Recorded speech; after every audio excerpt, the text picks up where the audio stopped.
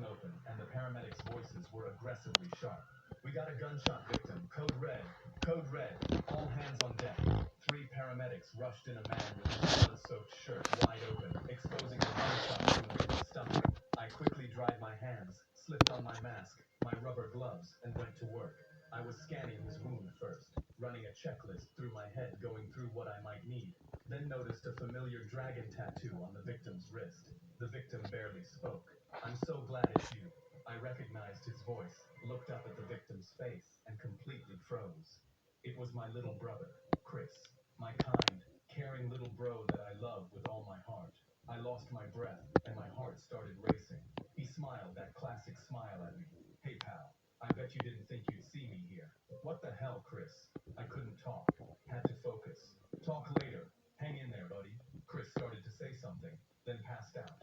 He'd been shot at close range with what looked like a .357 Magnum or something similar. Fear and panic set in. Sweat poured down my face as I struggled to lift his vitals. My nurse Donna noticed my horrified look. "You okay?" "Yeah, I'm good." I was lying, but had to take a deep breath and gather all my strength. "I'll pack the wound. Set up the IVs." We packed the wound with gauze to try and stop the bleeding. Donna hooked up an IV that started pumping new blood and saline into his veins. I went into hyperfocus. "Blood pressure? Blood pressure?" Donna's eyes darted up at the numbers. 70/40. "Give him another unit of blood. Quick." Donna moved too I quickly changed and it a grabbed the little potassium bit down chloride. so I grabbed her you see wrist, proper. stopped her. "Wrong meds. That will stop his heart within about 20 seconds." Donna realized her mistake.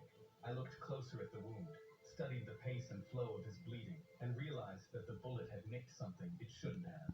My panic and anxiety shot through the roof.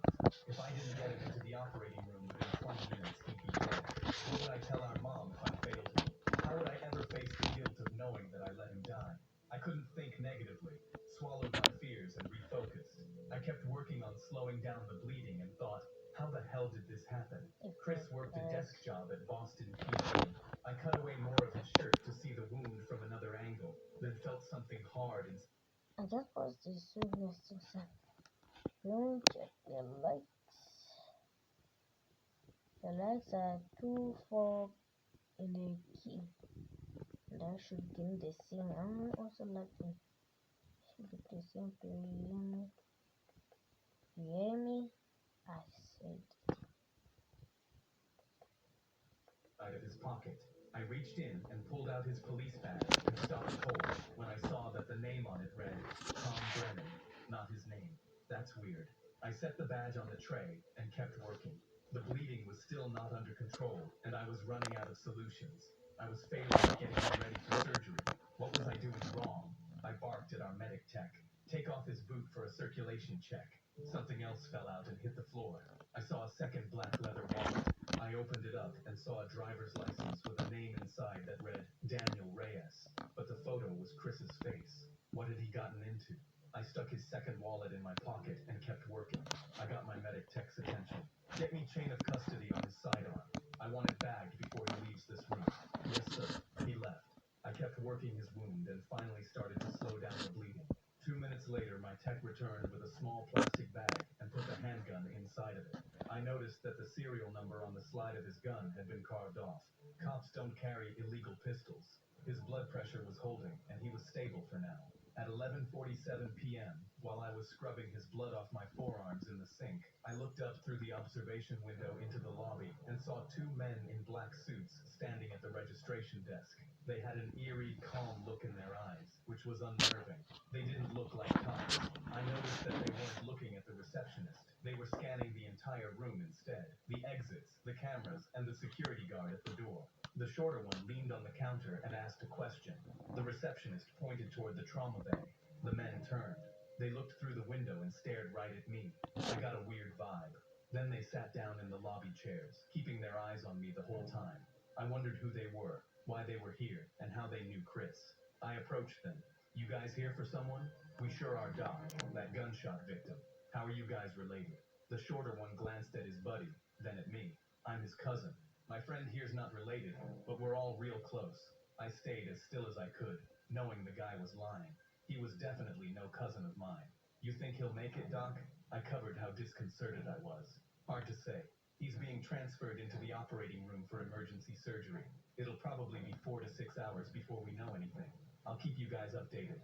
I walked back to the trauma bay and felt their eyes on me the whole way. Then the shorter one followed me down the hallway and tapped me on the back. Let's you and I have a little talk, Doc. In here. He gestured that we go into a nearby office and shut the door. Something was seriously wrong. He pulled a small manila folder out of his coat pocket and opened it. He held it up so I could see what was inside. It was a photograph of a girl coming out of a side door of Roxbury Middle School. Blue backpack, brown hair in a ponytail. I looked closer and realized that it was my 12-year-old daughter, Lily, walking out of her school yesterday afternoon. Cute kid. You have her every other weekend, right? I turned cold, not wanting to give him the satisfaction of thinking he was scaring me, but I was terrified. I need that cop to not make it. Understand? I don't care how you need to do it. But by the time your shift ends, I want him gone. And don't even think about notifying the cops, or else we'll pay a visit to your house. I quietly nodded in understanding, and he walked out. I was horrified, praying I wouldn't have to choose between saving my daughter or my little brother. I steadied my nerves, headed back into the trauma bay, and immediately called my ex-wife. She answered on the second ring because she always did, even after the divorce. Hey, I need you to listen closely, and don't ask any questions. I need you to wake Lily up right now, put her in the car in her pajamas, and I need you to drive to your sister's house in Vermont. Right now. Don't pack. Don't stop anywhere, and don't use any phones. What? Why? You need to tell me something.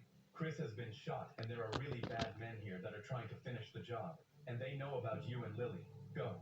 Okay. I hung up, then saw two nurses wheel Chris into surgery, and I walked behind them.